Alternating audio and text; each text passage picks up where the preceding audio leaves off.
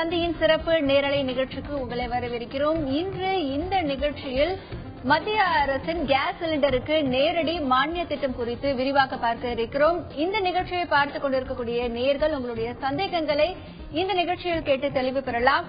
மத்திய அரசு கேஸ் சிலிண்டருக்கு நேரடி மானிய திட்டம் அறிவித்திருக்கிறது. அதன்படி இனி வரக்கூடிய காலங்களில் மத்திய அரசு செலுத்தக்கூடிய மானிய தொகை மக்களுக்காக அவர்கள் தொடங்கி இருக்கக்கூடிய வங்கி கணக்கிற்கு நேரடியாக அந்த மானியத்தை செலுத்தக்கூடிய திட்டத்தை மத்திய அரசு அறிவித்திருக்கிறது.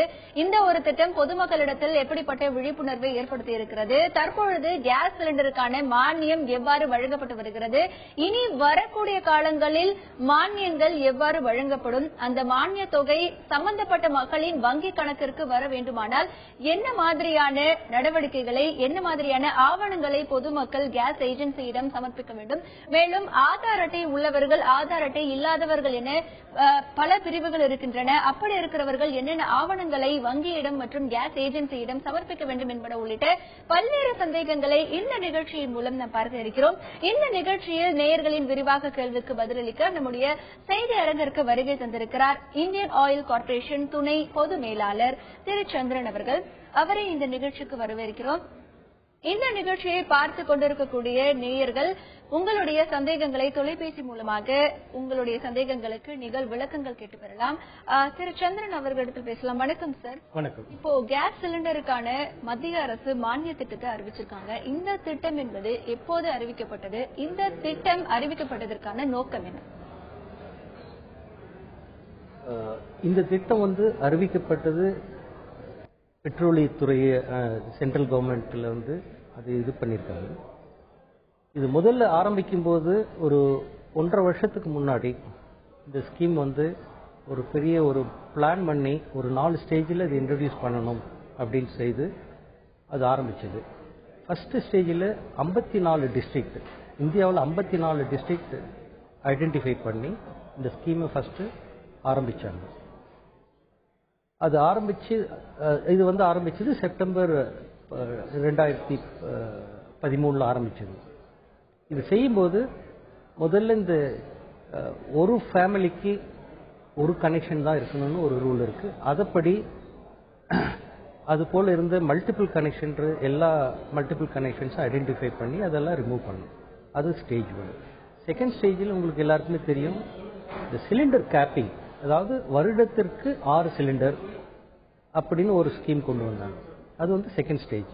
ரெண்டாவது ஸ்டேஜ் பார்க்கும்போது 6 சிலிண்டர்ல இருந்து அதுக்கு அடுத்து 9 சிலிண்டர் ஆச்சு. இப்ப 12 சிலிண்டர், வருடத்திற்கு 12 சிலிண்டர் கொடுக்கலாம் அப்படின்ற ஒரு ஸ்கீம்ல இப்ப கரண்டா நடந்துட்டு இருக்கு. இப்ப பாத்தீங்கன்னா இப்போ ஆல் இண்டியா லெவல்ல கிட்டத்தட்ட 18 கோடி கஸ்டமர்ஸ் இருக்காங்க. இவங்களுக்கு ஆவரேஜா மானியத் தொகை கிட்டத்தட்ட ஒரு 560 ரூபா அல்லது 570 ரூபா கணக்கு போட்டா கூட வருடத்திற்கு 12 சிலிண்டர்ஸ் இது கணக்கு போடும்போது கிட்டத்தட்ட 1,20,000 கோடி ரூபாய் மானிய தொகையாக இந்த கவர்மெண்ட் ஆஃப் இந்தியா இன்கர் பண்றாங்க. இதை எப்படி குறைக்கணும், இது எப்படி எலிமினேட் பண்ணணும்ன்றது இந்த ஸ்கீம் அவங்க இன்ட்ரோடியூஸ் பண்ணியிருக்காங்க. இந்த தேர்ட் ஸ்டேஜ் பார்த்தீங்கன்னா இந்த கஸ்டமர்ஸ்க்கு அவங்களுடைய இந்த மானிய தொகையை அவங்களுடைய வங்கி கணக்குக்கு டைரக்டா டிரான்ஸ்ஃபர் பண்ணணும் அப்படின்ற ஒரு ஸ்கீம். அது தேர்ட் ஸ்டேஜ். அந்த இதையும் இன்ட்ரோடியூஸ் பண்ணாங்க இந்த 54 டிஸ்ட்ரிக்ட்ல. அதுக்கப்புறம் இப்போ கொஞ்சம் சேஞ்சஸ் வந்தது கவர்மெண்ட். இதில் ஒரு 6 மாசம் கடைசியாக லாஸ்ட் 6 மாசமா அது ஹோல்ட் பண்ணி வச்சிருந்தோம். இதை புதிய கவர்மெண்ட் இப்போ மறுபடியும் ஒரு டிசிஷன் எடுத்து இதை திருப்பி இன்ட்ரோடியூஸ் பண்ணியிருக்காங்க. அதாவது இந்த 54 டிஸ்ட்ரிக்ட்ல முதல்ல ஸ்டாப் பண்ணி வச்சிருந்த இந்த ஸ்கீம் நவம்பர் 15ஆம் தேதியிலிருந்து ஆரம்பிச்சு அது ஸ்மூத்தா போயிட்டு இருக்கு. தொடர்ந்து பேசலாம் திரு சந்திரன். தற்பொழுது இருக்கக்கூடிய நிலையில் கேஸ் சிலிண்டருக்காக மத்திய அரசு மானியத்தை தற்பொழுது பொதுமக்களின் வங்கி கணக்கில் நேரடியாக செலுத்தக்கூடிய திட்டத்தை கொண்டு வந்திருக்கிறது. இந்த திட்டத்திற்கான நடைமுறைகள் எப்படிப்பட்டதாக இருக்கிறது, பொதுமக்கள் பின்பற்ற வேண்டிய வழிமுறைகள் பற்றி விரிவாக இந்த நிகழ்ச்சியில் பார்க்க இருக்கிறோம். அதற்கு முன்னதாக இது பற்றிய ஒரு அடிப்படை விவரங்களை பார்க்கலாம்.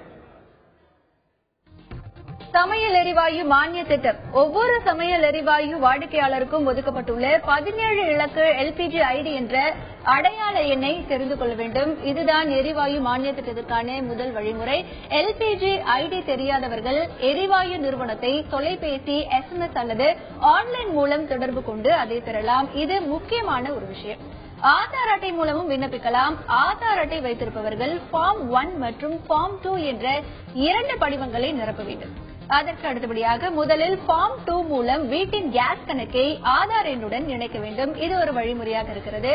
ஆதார் அட்டை முகவரியும் கேஸ் நிறுவன முகவரியும் வெவ்வேறாக இருந்தால் ஆதாரின் நகலுடன் முகவரிக்கான ஒரு ஆவணத்தின் நகலையும் சமர்ப்பிக்க வேண்டும் என்கின்ற ஒரு விதிமுறையும் இருக்கிறது.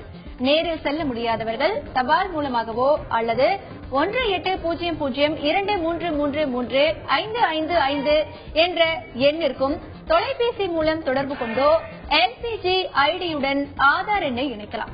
அடுத்தபடியாக ஃபார்ம் 1 படிவம் குறித்த விவரங்கள் என்று பார்த்தால் ஃபார்ம் 1 மூலம் ஆதார் எண்ணை வங்கி கணக்குடன் இணைக்க வேண்டும்.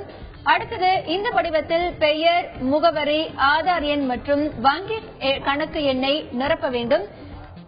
அதை நிரப்பி ஆதார் அட்டையின் நகலை இணைத்து வங்கியிலோ அல்லது சம்பந்தப்பட்ட கேஸ் நிறுவனத்திலோ சமர்ப்பிக்கலாம் என்று சொல்லப்படுகிறது. ஆதார் அட்டை இல்லாமலும் இந்த கேஸ் சிலிண்டருக்கான மானிய திட்டத்தில் சேரலாம். ஆதார் அட்டை இல்லாதவர்கள் வங்கி மூலமாகவோ அல்லது எரிவாயு நிறுவனத்தின் மூலமாகவோ இணையலாம். இப்படிப்பட்டதாக வழிமுறையும் இருக்கிறது. வங்கி மூலம் இணைய அவரவரின் வங்கி கிளையில் ஃபார்ம் 3 என்ற படிவத்தை பெற்று அதில் விவரங்களை நிரப்பி வங்கி கிளையிலேயே கொடுத்தால் போதுமானதாக இருக்கும். இந்த படிவத்துடன் கேஸ் ரசீது அல்லது நீல நிற எரிவாயு நுகர்வோர் அட்டையின் நகலை கண்டிப்பாக இணைக்க வேண்டும் என்கின்ற விதிமுறையும் இருக்கிறது. ஃபார்ம் 4 படிவம் பார்த்தால் எரிவாயு நிறுவனத்தின் மூலம் சேர விரும்புபவர்கள் அவரவரின் கேஸ் விநியோக அலுவலகத்திற்கு சென்று ஃபார்ம் 4 என்ற படிவத்தை வாங்க வேண்டும். இதில் கேஸ் இணைப்பு மற்றும் வங்கி கணக்கின் விவரங்களை எழுதி 2 ஆவண நகல்களை இத்துடன் இணைக்க வேண்டும் என்று சொல்லப்படுகிறது. மேலும் 1 எரிவாயு இணைப்புக்கான ஆதாரமாக கேஸ் ரசீது அல்லது நீல நிற நுகர்வோர் அட்டையின் நகலை இந்த ஃபார்ம் 4 படிவத்தில் இணைக்க வேண்டும். இரண்டாவதாக வங்கி கணக்குக்கான ஆதாரமாக வங்கி கணக்கு புத்தகத்தின் நகல் அல்லது ரத்து செய்யப்பட்ட ஒரு காசோலையை இதில் இணைக்க வேண்டும் என்கின்ற விதிமுறையும் இருக்கிறது. மேலும் பல விவரங்களுக்கு பார்த்தால் இதில் எந்த படிவங்களை சமர்ப்பித்தாலும் அதை பெற்றுக்கொள்ளும் அதிகாரியிடம் அதற்கான ரசீதை வாங்க வேண்டியது அவசியம். அதுதான் நீங்கள் சமர்ப்பிப்பதற்கான ஆதாரங்களின் ஒரு முடிவு என்றே சொல்லலாம். எல்லா விண்ணப்பங்களுமே வங்கி கிளைகள் மற்றும் எரிவாயு அலுவலகங்களில் இலவசமாக கிடைக்கும் என்று சொல்லப்படுகிறது. மேலும் www.mylpg.in என்ற இணையதளம் மூலமும் நேரடியாக இந்த அப்ளிகேஷன்களை பதிவிறக்கம் செய்து கொள்ளலாம். மேலும் சந்தேகங்கள் உங்களுக்கு எழுந்தால் 180023335555 என்ற உதவி எண்ணை எந்த நேரமும் தொடர்பு கொண்டு உங்களுக்கான விவரங்களை நீங்கள் தெரிந்து கொள்ளலாம். இந்த கேஸ் சிலிண்டருக்கான மானிய திட்டம் ஜனவரி 1 முதல் இந்த திட்டம் அமலுக்கு வருகிறது. இந்த திட்டத்தில் ஜனவரி மாதத்திற்குள் இணைய முடியாதவர்களுக்கு மார்ச் 31ஆம் தேதி வரை நீட்டிப்பு காலம் வழங்கப்படும் என்று சொல்லப்பட்டிருக்கிறது. இப்படி பல்வேறு விதமான விதிமுறைகள் இருக்க தற்பொழுது இந்த நிகழ்ச்சியில் முதலாவதாக நெல்லையிலிருந்து புவனேஸ்வரி என்ற நேயர் இணைந்திருக்கிறார். அவரிடம் கேட்கலாம். வணக்கம் புவனேஸ்வரி, உங்களுடைய கேள்வியை கேளுங்க. வணக்கம் மேடம். சொல்லுங்க. இந்த மானிய சிலிண்டரை பத்தி எங்களுக்கு சரியாவே டீட்டெயிலா தெரிய மாட்டேது. என்ன ஏதுன்னு எங்களுக்கு ஒன்றும் தெரியல. ஓகே, நிச்சயமா. அதுக்குதான் மிஸ்டர் சந்திரன் சார் இங்க வந்திருக்காரு. சோ இப்போ நீங்க ஆதார் அட்டை வச்சிருக்கீங்களா இல்ல அதுக்கு இன்னும் அப்ளை பண்ணலையா? இல்ல, இருக்கு, எல்லாமே இருக்கு. ஓகே, சோ அது உங்களுக்கு எப்படி அப்ளை பண்ணணும் அப்படின்னு தெரியணும். ஓகே, கண்டிப்பா. சோ மிஸ்டர் சந்திரன் சார் சொல்வாரு. சார் புவனேஸ்வரி லைன்ல ஆதார் அட்டை அதே போல பேங்க் வங்கி கணக்கு கண்டிப்பா தேவை. இந்த மானிய தொகை மக்களுக்கு போகணும்னா பேங்க் அக்கவுண்ட், அதாவது வங்கி கணக்கும் அவங்களுக்கு அந்த ஆதார் அட்டையும் இருந்ததுன்னா நல்லது. இப்போ வங்கி கணக்கு இல்லைன்னாக்கல அது கண்டிப்பா அவங்க அக்கவுண்ட்டுக்கு போகாது. நீங்க இந்த முதல்ல நீங்க இந்த பேங்க்குக்கு போயிட்டு நீங்க ஒரு அக்கவுண்ட் ஓபன் பண்ணுங்க. அக்கவுண்ட் ஓபன் பண்ணீங்கன்னா அந்த அக்கவுண்ட் எடுத்துட்டு வந்து நீங்க அந்த டிஸ்ட்ரிபியூட்டர் கிட்ட அந்த ஆதார் அட்டையும் அந்த அக்கௌண்ட் டீட்டெயிலும் கொடுத்தீங்கன்னா அது ஃபார்ம் 1 and 2 1ஆம் நம்பர் ஃபார்ம் 2வது ஃபார்ம் அவங்களே கொடுப்பாங்க, அவங்களே ஃபில்அப் பண்ணி கொடுப்பாங்க. இந்த டீடைல்ஸ் கொடுத்தீங்கன்னா உங்களுக்கு ஆட்டோமேட்டிக்கா உங்களுடைய அக்கௌண்ட்டுக்கு வந்து அந்த மானிய தொகை வந்துடும். Okay, thanks for calling Bhuvaneswari. அதற்கு அடுத்தபடியாக திருவள்ளூர் பகுதியிலிருந்து சந்திரசேகர் என்ற நேயர் காத்திருக்கிறார். வணக்கம் சந்திரசேகர் சார், உங்களுடைய கேள்வி என்ன? மேடம் வணக்கம் மேடம். நான் சந்திரசேகரன், திருவள்ளூர் டிஸ்ட்ரிக்ட் திருநெல்வேலியில இருந்து பேசுறேன் மேடம். சொல்லுங்க சார். மேடம் இப்போ அந்த 1ஆம் தேதியில இருந்து ஃபார்ம் இஷ்யூ பண்ணாங்க எங்களுடைய அந்த சீனிவாசா கேஸ் அப்படின்னு சொல்லிட்டு திருநெல்வேலியில நான் அது இருக்கேன். இப்ப இந்த நுங்கம்பாக்கத்துல இருந்து நியர்பை இப்ப புதுசா இங்க வந்திருக்கேன். நான் அது எல்லாமே மாத்திட்டேன், ரேஷன் கார்டு மாத்திட்டேன். நான் ஆதார்ல இருக்கேன், ஆதார் கார்டு இல்ல. ஆதார் கார்டுக்கு இப்ப அப்ளை பண்ணிருக்கேன், அது ப்ராசஸ் நடந்துட்டு இருக்கு மேடம். இப்போ ஃபார்ம் வாங்கிட்டேன், ஃபில்அப் பண்ணிட்டேன். State bank of India Anna Nagar Shanti colony branch கொண்டு போனா அதுக்கான சாப்ட்வேர் இல்ல, இன்னும் 10 days கழிச்சு வாங்கன்னு சொல்லிட்டு சொல்றாங்க. இது என்ன டெய்லி போயிட்டு வர வேண்டியிருக்கு மேடம். இது அனௌன்ஸ் பண்ணிட்டாங்க, பட் நல்ல ஸ்கீம். ஆனா எல்லாருமே பாவம் போய் கஷ்டப்படுறாங்க. ஸ்டேட் பேங்க் ஆஃப் இந்தியால இதுக்கான சாப்ட்வேர் வரல. ஆதார் இருந்ததுன்னா உடனே பண்ணுங்க, நான் ஆதாருக்கு நீங்க 10 days கழிச்சு வாங்கன்னு சொல்றாங்க. அது சரியான விவரம் தெரியாத இப்போ எனக்கு வந்து 59 ஏஜ் ஆகுது மேடம். என்னை விட வயசானவங்க வந்து போறாங்க. இதுக்கு ஏதாவது ஒரு வழிவகை இருக்கா சொல்லுங்க மேடம். கண்டிப்பாங்க. அதாவது இப்ப உங்களுக்கு வந்து ஆதார் அட்டை இல்லை, ஆதார் அட்டை இல்லாதவங்க வந்து ஃபார்ம் 3 அல்லது படிவம் 4 ஃபில்அப் பண்ண வேண்டியது இருக்கு. அதாவது படிவம் 4 நீங்க ஃபில்அப் பண்ணீங்கன்னா அதை வந்து நீங்க டிஸ்ட்ரிபியூட்டர் கிட்டே கொடுத்துக்கலாங்க, நீங்க பேங்க்கு போக வேண்டிய அவசியமே இல்லை. அதாவது படிவம் 3 வந்து நீங்க பேங்க்ல கொடுக்கணும். ஆனா பேங்க்குக்கு போனா இது போல சில இஷ்யூஸ் சொல்றாங்க. அதனால நீங்க தயவு செய்து டிஸ்ட்ரிபியூட்டர் கிட்ட போய் ஃபார்ம் 4 ஃபில்அப் பண்ணி அதுல வந்து உங்க பேங்க் டீடைல்ஸ் எல்லாம் கொடுங்க. பிளஸ் உங்க எங்களுக்கு வந்து பேங்கினுடைய அந்த ஐஎஃப்எஸ்சி கோடும் தேவைப்படுறதுனால பேங்கினுடைய ஒரு செக் லீஃப், ஒரு ஜெராக்ஸ் எடுத்து அது காப்பி வந்து அந்த படிவத்து கூட நீங்க கொடுத்தீங்கன்னா டிஸ்ட்ரிபியூட்டரே உங்களுக்கு எல்லா வேலையும் செய்து நீங்க பேங்க் போக வேண்டிய அவசியமே கிடையாது. Okay, thanks for calling Chandrasekhar. இப்ப அடுத்தபடியா மயிலாடுதுறையில இருந்து நேயர் ஆனந்தன் காத்துக்கிட்டு இருக்காரு, அவர்கிட்ட பேசலாம். வணக்கம் ஆனந்தன், உங்களுடைய கேள்வி என்ன? வணக்கம் மேடம். சொல்லுங்க ஆனந்தன், உங்களுடைய கேள்வி கேளுங்க. வணக்கம் மேடம். சொல்லுங்க, உங்களுடைய கேள்வி கேளுங்க. மேடம் அக்கௌண்ட் நம்மள்ட்ட சாதாரண அக்கௌண்ட் இருந்தாவே போதுமானதா மேடம்? சரி, இப்ப சாதாரணமான சாதாரண அக்கௌண்டே போதும். அதாவது ஸ்டேட் சேவிங்ஸ் பேங்கினுடைய அக்கௌண்ட் போதும். இதை எடுத்துட்டு போய் நீங்க அந்த பேங்க் அக்கௌண்ட் நம்பர் உங்க செக் புக் செக் லீஃபும் கொடுத்தீங்கன்னா போதும் பேங்க் சீடிங்க்கு. சப்போஸ் உங்களுக்கு ஆதார் இருந்ததுன்னா இந்த பேங்க் அக்கௌண்ட் நம்பரை வந்து இந்த படிவம் 1, 2 இது 2 படிவம் நீங்க ஃபில்அப் பண்ணி கொடுத்தீங்கன்னா மற்ற இதெல்லாம் அவங்க டிஸ்ட்ரிபியூட்டர்ஸே பார்த்துக்குவாங்க. டிஸ்ட்ரிபியூட்டர்கிட்டே கொடுத்துடலாம். நீங்க ஆதார் இருந்ததுன்னா டிஸ்ட்ரிபியூட்டர்கிட்டே கொடுத்துடலாம் நீங்க.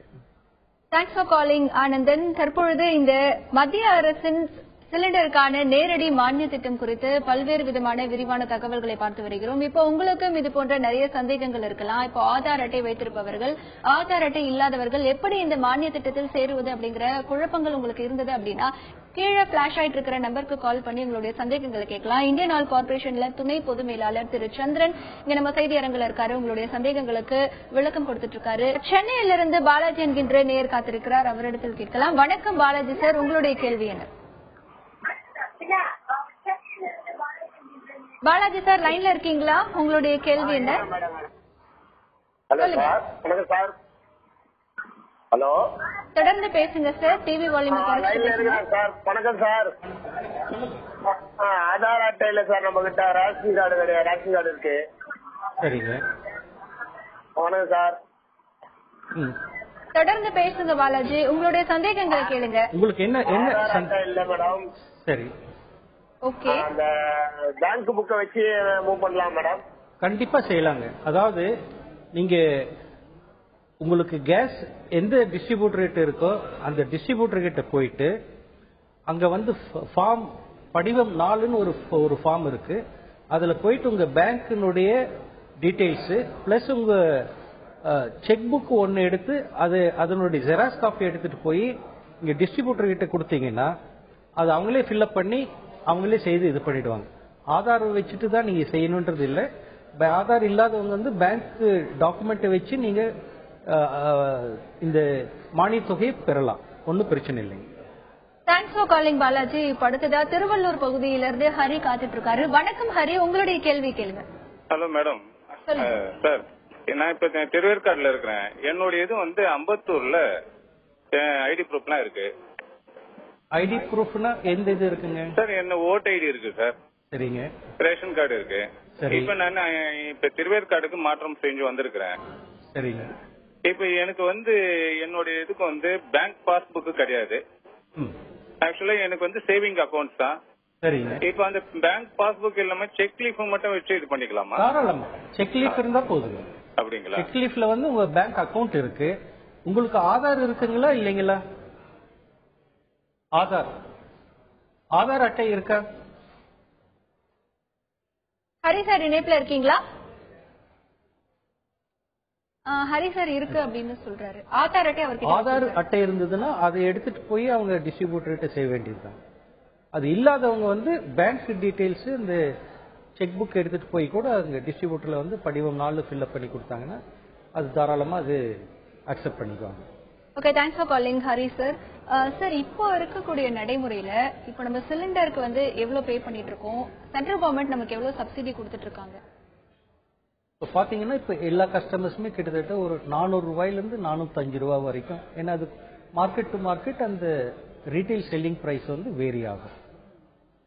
இன்னைக்கு பொசிஷனுக்கு வந்து ஒரு சிலிண்டர்னுடைய ஆக்சுவல் காஸ்ட் கிட்டத்தட்ட 760 ரூபாய் ஆகுது. 760 ரூபாய் வரும்போது இது ஒரு 400 ரூபாய் அவங்க ஆக்சுவலா பே பண்றாங்க.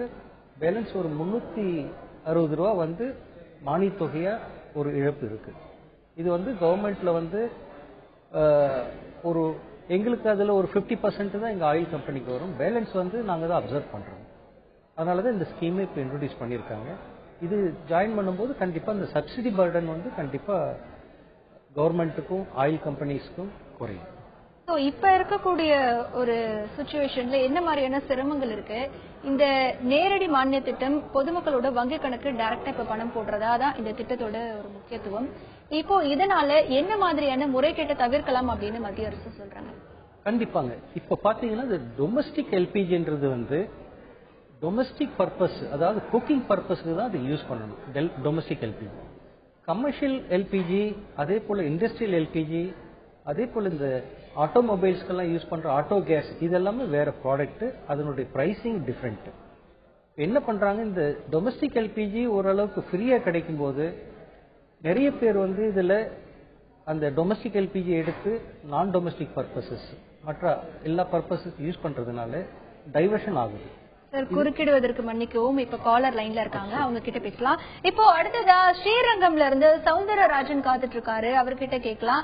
வணக்கம் சௌந்தரராஜன், உங்களுடைய கேள்வியை கேளுங்க. ஹலோ, நாங்க ஸ்ரீரங்கத்திலிருந்து பேசுறோம். சொல்லுங்க சார். அதாவது எங்ககிட்ட வந்து பேங்க் அக்கௌண்ட் கிடையாது. போஸ்ட் ஆபீஸ்ல அக்கௌண்ட் ஓபன் பண்ணிக்கலாமா? ஓகே, அது சம்பந்தமா கேட்கணுங்க என்கிட்ட. தாராளமா கேளுங்க. போஸ்ட் ஆபீஸ்ல அக்கௌண்ட் ஓபன் பண்ணி இது மாதிரி பண்ணலாம், மானியம் வாங்க முடியுமா இல்ல பேங்க்ல தான் பண்ணணுமா சார்? இல்ல, பேங்க்ல தாங்க பண்ணி ஆகணும். ஏன்னா அது இப்ப வந்து கிட்டத்தட்ட இந்தியாவில் ஒரு 200 பேங்க் வந்து ஆல்ரெடி வாலண்டியர் ஆகி எல்லாருமே வந்து ஃப்ரீயா அக்கௌண்ட் ஓபன் பண்ணி கொடுத்துருக்காங்க.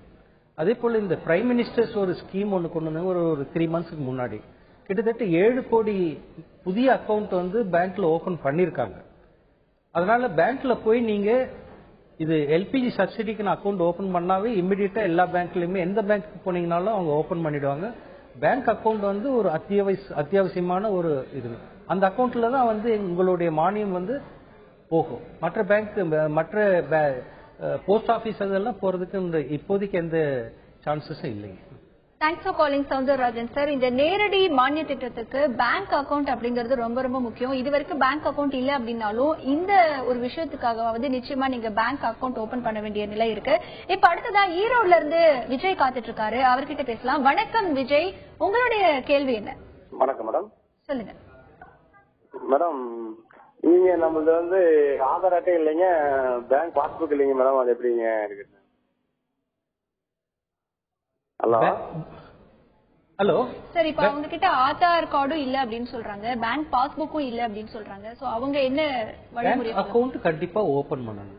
ஆதார் வந்து இல்லைன்னா அது பின்னாடி கூட செய்துக்கலாம். ஆனா பேங்க் அக்கௌண்ட் இல்லாத அவங்களுடைய பணம் சப்சிடி அமௌண்ட் அந்த மானியத் தொகை அவங்களுக்கு வந்து பேங்க் மூலியமா தான் போகும். அதனால பேங்க் அக்கௌண்ட் வந்து கண்டிப்பா ஓபன் பண்ணணும். அது நீங்க ஓபன் பண்ணுங்க, கண்டிப்பா உங்க மானியத் தொகை உங்க அக்கௌண்ட்டுக்கு வரும். Okay, thanks for calling Vijay. So இப்போ சார் சொல்ற மாதிரி கண்டிப்பா வந்து பேங்க் அக்கௌண்ட் ஓபன் பண்ணணும் அப்படிங்கிறது இதுல இருக்கக்கூடிய ஒரு முக்கிய இன்ஸ்ட்ரக்ஷனா இருக்கு. இதுல என்ன டிஸ்அட்வான்டேஜஸ் அப்படின்னு பார்த்தா, இதுல மார்ச் 31 நீங்க இதை பதிவு பண்ணல அப்படின்னா அதற்கு அடுத்து சப்சிடி இல்லாம, அதாவது மானிய தொகை மத்திய அரசு வந்து வழங்காம மொத்த தொகையும் நம்ம செலுத்தி சிலிண்டர் வாங்கக்கூடிய நிலை ஏற்படும். இப்ப அடுத்ததா மதுரையில இருந்து முருகையா காத்துட்டு இருக்காரு, அவர்கிட்ட பேசலாம். வணக்கம் முருகையா, உங்களுடைய கேள்வியை கேளுங்க. வணக்கம் மேடம். இது ஏற்கனவே கவர்மெண்ட்ல மேடம் அக்கௌண்ட் ஓபன் பண்ண சொன்னாங்க. இதே மாதிரி பண்ணிருக்கு, மானியமும் வாங்கியிருக்கான். ஹலோ, சொல்லுங்க சொல்லுங்க, தொடர்ந்து. மானியம் வாங்கியிருக்கோம். அதே இது இப்போ எங்களுக்கு செல்லுபடி ஆகுமா அப்படிங்கறது கேட்குறேன் சார். கண்டிப்பா செல்லுபடி ஆகும். நீங்க ஆல்ரெடி செய்துட்டதுனால இந்த மானியத் தொகை முதல்ல வாங்கியிருக்கீங்க. இது வந்து இப்போ ஜனவரி 1 உங்களுக்கு கண்டிப்பா உங்களுக்கு இது அந்த மானியத் தொகை உங்க அக்கௌண்ட்டுக்கு போயிடுங்க. ஜனவரி 1 வந்து நீங்க புக் பண்ணும்போது உங்களுக்கு நான் சப்சிடைஸ் ரேட் கிட்டத்தட்ட ஒரு 760 ரூபாய் நீங்க பே பண்ணணும். இந்த சப்சிடி அமௌண்ட் உங்க பேங்க் அக்கௌண்ட்டுக்கு டிரான்ஸ்ஃபர் பண்ணிடுவாங்க. ஒன்னும் ப்ராப்ளம் இருக்காது. தேங்க்ஸ் ஃபார் காலிங் முருகையா. இப்ப அடுத்ததா சென்னையில இருந்து சையத் இப்ராஹிம் வெயிட் பண்ணிட்டு இருக்காரு, அவர்கிட்ட பேசலாம். வணக்கம் சையத் இப்ராஹிம், உங்களுடைய சந்தேகங்களை கேளுங்க. வணக்கம் மேடம். மேடம் சென்னையில இருந்து நான் சையத் இப்ராஹிம் பேசுறேன். சார், இப்ப வந்து கேஸ் ஃபில் பண்ணி இப்ப நீங்க மானியம் வந்து பழைய மாதிரி மானியம் வாங்கினது இப்ப நாங்க எங்க மூலம் கொடுக்குற மானியத்துக்கு என்ன பெரிய வித்தியாசம் வந்துட போகுது? இப்ப மாசம் எவ்ரி மந்த் வந்து சப்சிடி வந்து இது பண்ணுவாங்களா, இல்லாட்டி மொத்தமா ஒரு ஆஃப் ஏலி மாதிரி பண்ணிடுவாங்களா? சார் கொஞ்சம் சந்தேகம் பார்த்து. மானியத் தொகை வந்துங்க ஒவ்வொரு மாசமும் வேரி ஆகலாம். ஏன்னா இது எல்பிஜினுடைய பிரைசிங் வந்து இன்டர்நேஷனல் பிரைசிங் பேஸ் பண்ணி தான் இருக்குங்க. அதாவது க்ரூட் ஆயிலினுடைய பிரைஸ் இன்க்ரீஸ் ஆனாலோ டிக்ரீஸ் ஆனாலோ கண்டிப்பா இது வேரியேஷன் வரும். இப்போ பாத்தீங்கன்னா இந்த போன மாசம் ஒரு கிட்டத்தட்ட 116 ரூபாய் குறைச்சிருக்காங்க. ஏன்னா அது க்ரூட் பிரைஸ் குறைஞ்சிருக்கு, எல்பிஜி பிரைஸ் குறைஞ்சதுனால எல்பிஜினுடைய இந்த ரேட் பிரைஸும் குறைச்சி இப்போ உங்களுக்கு இது பண்ணியிருக்காங்க. அதாவது இந்த மார்க்கெட் பிரைஸும் ஆக்சுவலா நம்ம பே பண்ணக்கூடிய அந்த 400 ரூபாய் அந்த டிஃபரன்ஸ் தான் மானியத் தொகை. அதனால மாசம் இது வேரி ஆகும், கண்டிப்பா ஆகும். Thanks for calling Syed Ibrahim. இப்பாக்கத்துல இருந்து நேயர் பொன் முருகேசன் காத்துட்டு இருக்காரு, அவர்கிட்ட பேசலாம். வணக்கம் பொன் முருகேசன், உங்களுடைய சந்தேகத்தை கேளுங்க.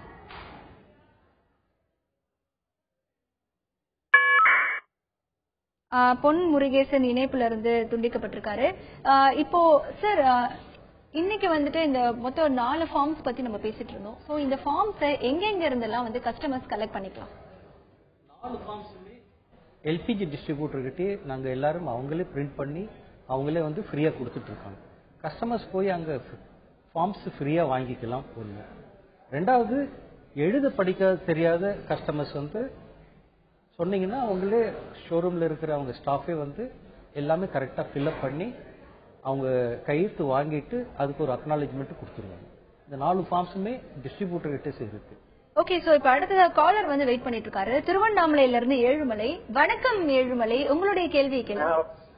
வணக்கம்மா. நம்ம மத்திய அமைச்சர் வந்து அரிஜேட்லி வந்து சொல்லியிருக்காரு, படிப்படியா மானியெல்லாம் குறைப்படும் எல்லா திட்டத்திலும் நிற்கிறாரு. சரி, அது மாதிரி ஒரு 2 மாசம் 3 மாசம் கொடுத்துட்டு இந்த மானியத்தெல்லாம் அவன் கேன்சல் பண்ணிட்டு அதுக்கப்புறம் மொத்த துட்டு நாங்களே கொடுத்து வாங்குற மாதிரி எதனா ஏற்பாடு பண்ணிடுவீங்களா? மத்திய அரசு வந்து ஸ்கீம் வந்து ஒர்க் அவுட் பண்ணி கொடுத்துருக்காங்க. மானியத் தொகை வந்து மேபி இன்னும் ஒரு சில வருடங்கள் கழித்து பார்த்தீங்கன்னா இந்த மானியத் தொகை ஒன்லி இந்த பிலோ பாவர்ட்டி லெவல் இருக்கிற கஸ்டமர்ஸ், பிபிஎல் கஸ்டமர்ஸ். இப்போ பார்த்தீங்கன்னா நம்ம கவர்மெண்ட் கனெக்ஷன்ஸ் 17 லட்சம் கனெக்ஷன்ஸ் கொடுத்துருக்காங்க. அவங்களுக்கெல்லாம் மானியத் தொகை கண்டிப்பா போகும். மற்ற இருக்கிற எபோ பாவர்ட்டியில் இருக்கிற எல்லா கஸ்டமர்ஸுமே மார்க்கெட் பிரைஸுக்கு தான் அவங்க வாங்கணும். அது போல ஒரு ஸ்கீம் வந்து கண்டிப்பா வரும். பட் இது இமிடியேட்டா இப்ப கிடையாது, 2-3 வருஷம் ஆகலாம். அது கவர்மெண்ட் டிசைட் பண்ண வேண்டிய ஒரு விஷயம். Thanks for calling Ezhumalai. அடுத்ததா காஞ்சிபுரத்துல இருந்து கலையரசி வெயிட் பண்ணிட்டு இருக்காங்க. வணக்கம் கலையரசி, உங்களுடைய கேள்வி என்ன? வணக்கம் மேடம். சொல்லுங்க மேடம். இப்ப எங்க அப்பா பேர்ல சிலிண்டர் வந்துட்டு இருந்தது. தொடர்ந்து பேசுங்க கலையரசி. கலையரசி இணைப்பு துண்டிக்கப்பட்டிருக்கு. சார், இப்போ தமிழகத்தை பொறுத்த வரைக்கும் எத்தனை கேஸ் உபயோகிப்பாளர்கள், சிலிண்டர் உபயோகிப்பாளர்களுடைய எண்ணிக்கை 1,70,00,000 எல்பிஜி கன்சியூமர்ஸ் இருக்காங்க. இது IOC, HPC, BPC எல்லாம் 3 கம்பெனி சேர்த்து 1,70,000 கஸ்டமர்ஸ் இருக்காங்க தமிழ்நாட்டில். இப்போ ஆல்ரெடி தமிழகத்துல பல்வேறு மாவட்டங்களில் ஏற்கனவே நடைமுறைப்படுத்தப்பட்டிருக்கு அப்படின்னு நீங்க சொன்னீங்க. எந்தெந்த மாவட்டங்களில் நடைமுறைப்படுத்தப்பட்டிருக்கு? அங்க இருக்கக்கூடிய எல்பிஜி கன்சியூமர்ஸ் எல்லாம் 100% ரெஜிஸ்டர் பண்ணிட்டாங்களா? இல்ல, அதாவது இந்த ஸ்கீம் செப்டம்பர் 13 ஆரம்பிக்கும் போது முதல்ல ஒரு டிஸ்ட்ரிக்ட் ஆரம்பிச்சாங்க. அதுக்கப்புறம் இன்னும் 2 டிஸ்ட்ரிக்ட், அதுக்கப்புறம் ஒரு 7 டிஸ்ட்ரிக்ட், மொத்தம் 14 டிஸ்ட்ரிக்ட்ல ஒரு 3 ஃபேஸ்ல ஸ்டார்ட் பண்ணாங்க. ஆனா அது ஸ்டார்ட் பண்ணி இது பண்ணும்போது இப்போ ஃபர்ஸ்ட் ஸ்டேஜில் பண்ணும்போது கிட்டத்தட்ட 50% கஸ்டமர்ஸ் ஆல்ரெடி என்ரோல் பண்ணி இது பண்ணியிருந்தாங்க. அவங்களுக்கு மானிய தொகை இமீடியட்டா அது ஸ்டார்ட் பண்ணி அவங்களுக்கு பேங்க் அக்கௌண்ட் போயிட்டு இருந்தது. இப்போ மொத்த தமிழ்நாட்டில் 32 மாவட்டங்கள் இருக்கு. 32 மாவட்டங்கள்ல 14 மாவட்டங்கள் முதல்ல ஆரம்பிச்சோம். இப்போ ஜனவரி 1ஆம் தேதியிலிருந்து 32 மாவட்டங்கள் ஆரம்பிக்க போறோம்.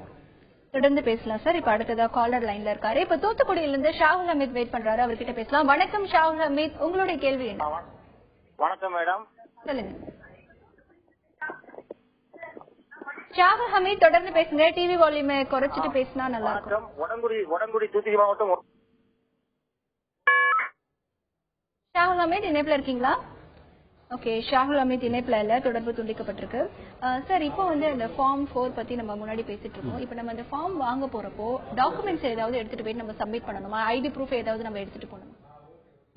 ஒரு எல்பிஜி கஸ்டமர் அவருடைய ஐடி, அதாவது அவருடைய கேஸ் பாஸ்புக், ஏன்னா அது இருந்ததுன்னா ஈஸியா இருக்கும். பிளஸ் அவங்களுடைய பேங்கினுடைய பாஸ்புக் அல்லது செக் புக், அதனுடைய ஜெராக்ஸ் காப்பி ஒன்று. செக் புக்ல தான் இந்த ஐஎஃப்எஸ்சி கோடு இருக்கு. ஒரு செக் புக்கினுடைய ஜெராக்ஸ் காப்பி எடுத்து அந்த பிளஸ் அந்த கேஸ் பாஸ்புக் எடுத்துட்டு போய் டிஸ்ட்ரிபியூட்டர் கிட்ட கொடுத்து அவங்க ஃபார்ம் ஃபில்அப் பண்ணி அவங்க எடுத்துட்டு அக்னாலஜ்மெண்ட் கொடுப்பாங்க. ஓகே, சோ இப்போ நெக்ஸ்ட் காலர் திருப்பூர்ல இருந்து சந்தியா வெயிட் பண்ணிட்டு இருக்காங்க. வணக்கம் சந்தியா, உங்களுடைய கேள்வியை கேளுங்க. நாங்க இப்ப சிலிண்டர் 440 வாங்கிட்டு இருக்கோம். இப்ப மானிய விலைனா இப்ப நாங்க எவ்வளவு பிரைஸ் கொடுக்கற மாதிரி இருக்கும்?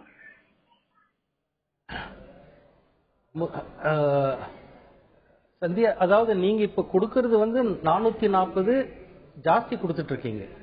அதனுடைய விலையை 407 409 இருக்குங்க. நீங்க அந்த டெலிவரி பாய்க்கு ஜாஸ்தி கொஞ்சம் கொடுத்துட்டு இருக்கீங்க, அதை குறைச்சிக்கோங்க. ஒண்ணு. ரெண்டாவது, மானிய தொகையோட நீங்க வாங்கும்போது இன்னைக்கு பொசிஷன்ல 760 ரூபா வரைக்கும் வரும். 760 ரூபா போட்டு நீங்க வாங்கணும். அந்த 400 ரூபா கேஸ் பிரைஸ் போக மீதி அமௌண்ட் உங்க பேங்க் அக்கௌண்ட்டுக்கு டிரான்ஸ்ஃபர் ஆயிடும். So thanks for calling Sandhya. இப்போ சார் சொன்ன மாதிரி இப்ப இருக்கக்கூடிய நிலையில அப்படின்னு பார்க்கும்பொழுது ஒரு சிலிண்டரோட முழு விலை அப்படின்னு பார்த்தா 760 ரூபாய் தான் ஒரு சிலிண்டரோட முழு விலை. ஆனா இன்னைக்கு 410 ரூபாய் கொடுத்து நம்ம வாங்குறோம். மீதி இருக்கக்கூடிய பணத்தை சென்ட்ரல் கவர்மெண்ட் நமக்கு மானியமா கொடுக்கறாங்க. இதனால் வரைக்கும் அந்த மானியம் கேஸ் ஏஜென்சிக்கு கொடுக்கப்பட்டு வந்தது. ஆனா இப்ப இருக்கிற நிலையில சென்ட்ரல் கவர்மெண்ட் அறிவித்திருக்கக்கூடிய புது ஸ்கீமின் படி இனி வரக்கூடிய காலகட்டங்கள்ல நம்மளுடைய வங்கி கணக்குக்கு நேரடியா அந்த மானிய தொகை அரசு மூலமாகவே செலுத்தப்பட்டுவிடும். இதுதான் இந்த திட்டத்தினுடைய முக்கிய நோக்கம்.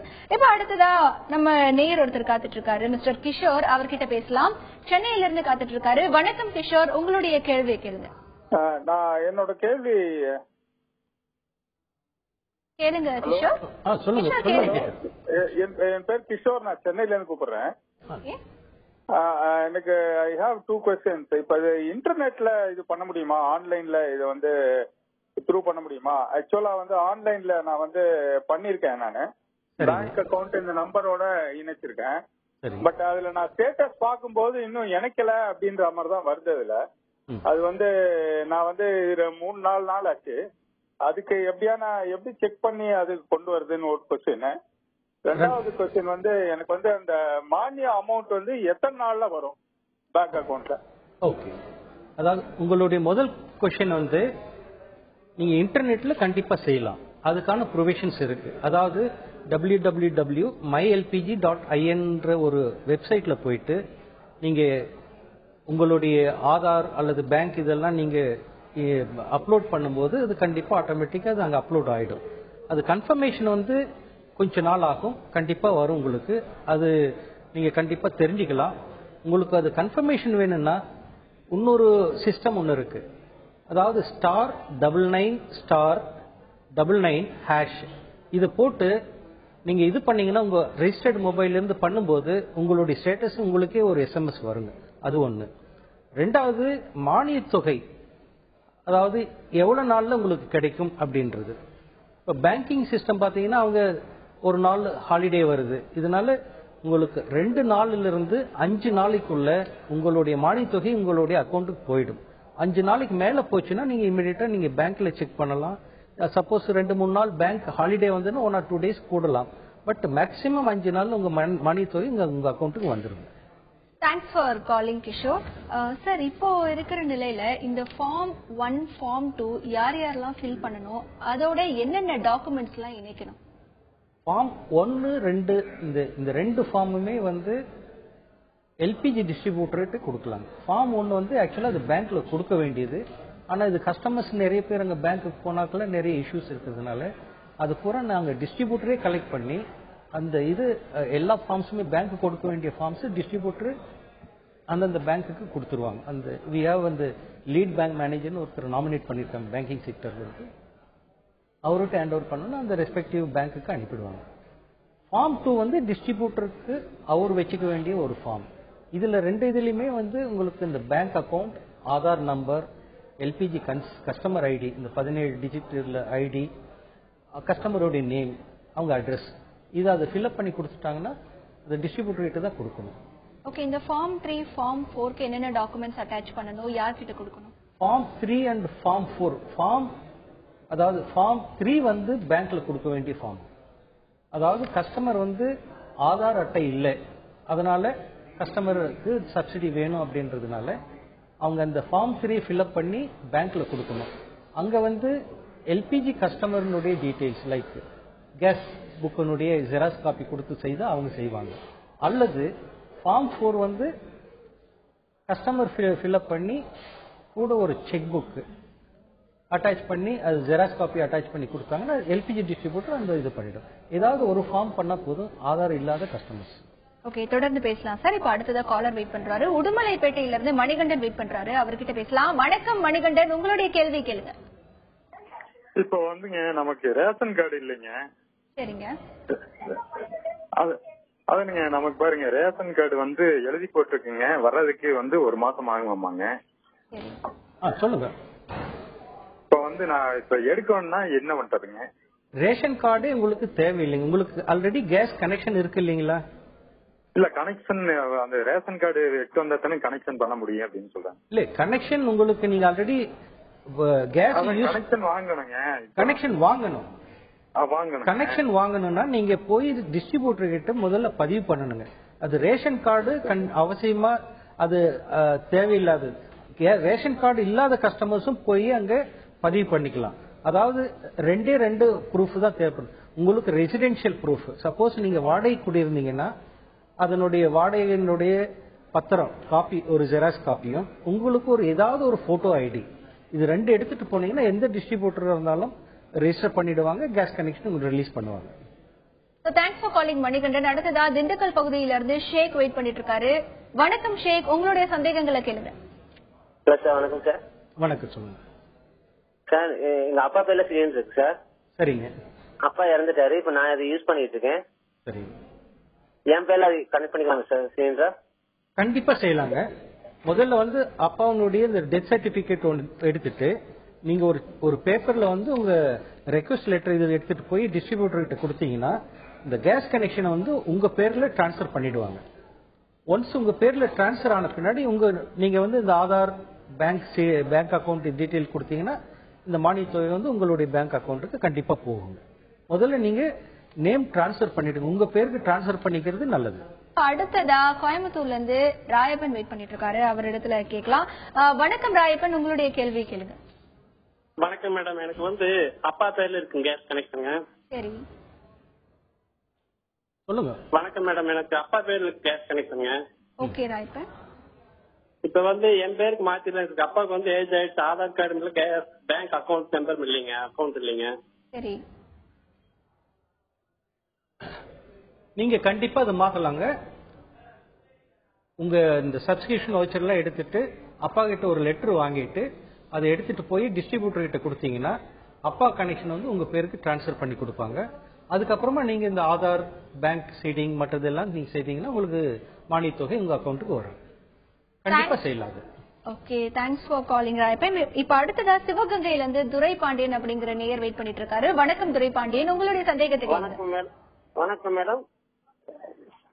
பேசுங்க துரை பாண்டியன். சார், மந்த் மானியத்தை எடுத்துடணுமா இல்ல அப்படி சேவிங் கணக்குல அக்கௌண்ட்ல எடுக்கலாமா சார்? உங்க பணம் உங்களுடைய வங்கியில, அதனால நீங்க எப்ப வேணாலும் எடுக்கலாம். அது வந்து நீங்க உங்களுடைய பேங்க்ல உங்க சேவிங்ஸ் அக்கௌண்ட்ல இருக்க உங்க பணத்தை நீங்க எப்ப வேணாலும் எடுக்கலாம். அதுல ஒன்றும் தப்பே கிடையாது, தாராளமா எடுக்கலாம். Thanks for calling Durai Pandian. Sir, இப்போ வந்துட்டு ஆதார் அட்டை இருப்பவர்கள் ஆதார் அட்டை இல்லாதவர்கள் அப்படின்னு சொல்லிட்டு சிஸ்டமேட்டிக்கா இப்ப கொண்டு வந்திருக்காங்க. ஸோ இப்போ இதுக்கு வந்து ஆதார் அட்டை வருங்காலத்துல நிச்சயமா தேவைப்படக்கூடிய வாய்ப்பு இருக்கா? கண்டிப்பா தேவைங்க. ஏன்னா இப்போ வந்து இந்த சிஸ்டமே வந்து 2 யூனிக் நம்பரை வந்து லிங்க் பண்றாங்க. ஆதார் அட்டைன்றது வந்து ஒரு யூனிக் ஐடென்டிபிகேஷன், யூனிக் நம்பர். ஒரு நம்பர் வந்து இன்னொருத்தர் பேர்ல இருக்காது. அதே போல பேங்க் அக்கௌண்ட் நம்பர் ஒரு யூனிக் நம்பர். இப்போ வந்து நாங்க என்ன பண்ணிருக்கோம்னா இந்த கஸ்டமர் ஐடி 17 டிஜிட் ஐடியும் ஒரு யூனிக் நம்பர். இந்த ஐடி வந்து யாருக்கும் போகாது. கஸ்டமர் எங்க டிரான்ஸ்ஃபர் ஆனாலும் சேம் ஐடி தான் இருக்கு. இதை லிங்க் பண்ணி தான் இந்த ப்ராஜெக்ட் இது ஸ்கீமே ஒர்க் ஆகும். ஸோ இப்போ வந்து நம்ம ஆன்லைன்ல புக் பண்றோம், அப்படி இல்லைன்னா எல்பிஜி டிஸ்ட்ரிபியூட்டர்ஸ் கிட்ட நம்ம ஃபார்ம் வாங்கி ஃபில் பண்ணி அவங்க கிட்ட கொடுக்குறோம். இப்போ நம்ம அந்த திட்டத்துல சேர்ந்துட்டோம் அப்படின்னு கன்ஃபர்மேஷன்ஸ் நமக்கு கிடைக்கணும் அப்படின்னா எதை வச்சு நம்ம கன்ஃபார்ம் பண்ணிக்கிறது? இப்போ ஆதார் இப்போ எல்லாருமே வந்து ஐவிஆர்எஸ்ல இப்போ புக்கிங் பண்றாங்க. அவங்களுடைய ரெஜிஸ்டர்ட் மொபைல் நம்பர்ல இருந்து கேஸ் சிலிண்டர் புக் பண்ணிட்டு இருக்காங்க.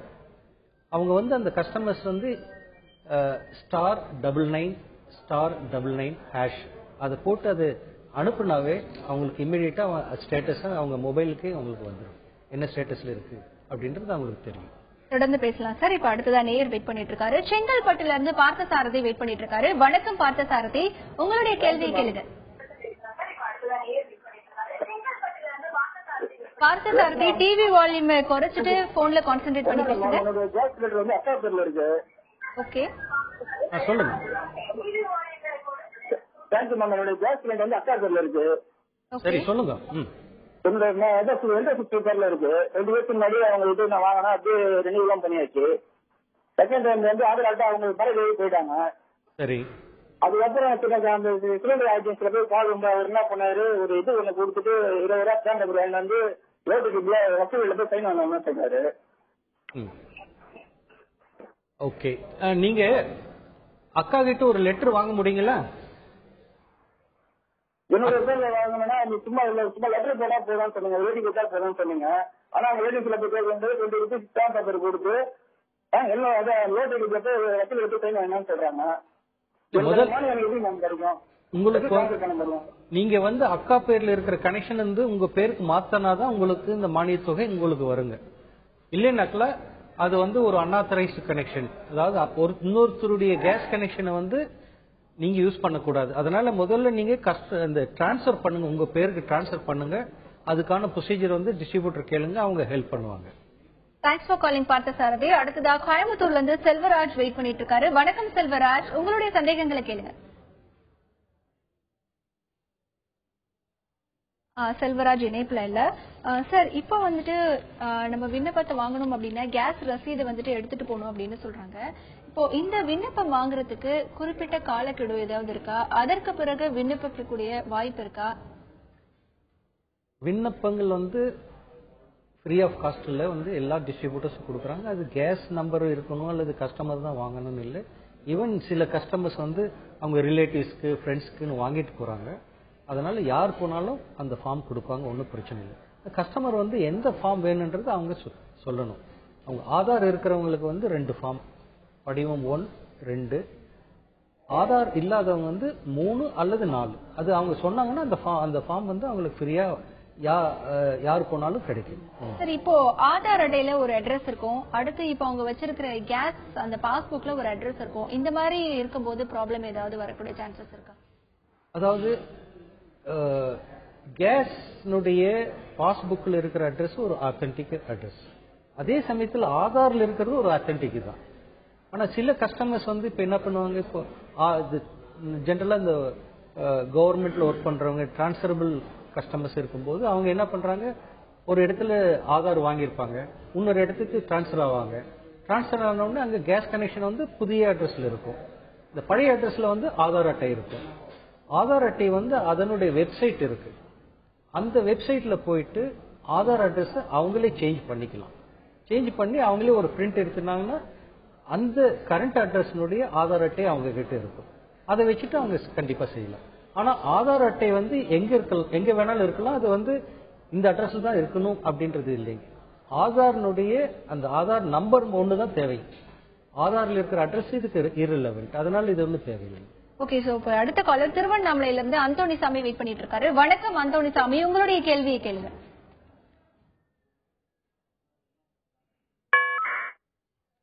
ஓகே, அந்தோணிசாமி இணைப்புல இல்ல.